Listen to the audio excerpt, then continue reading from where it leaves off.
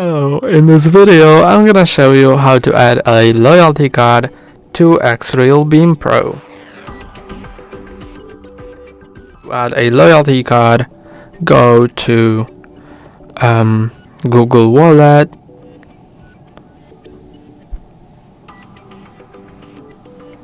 and then you can see that I already have a few loyalty cards here.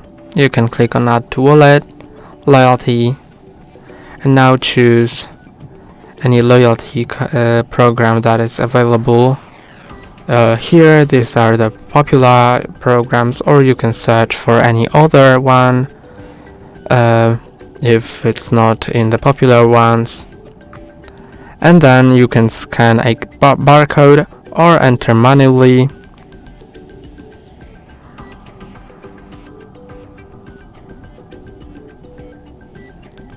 And then add to wallet, and now it's added,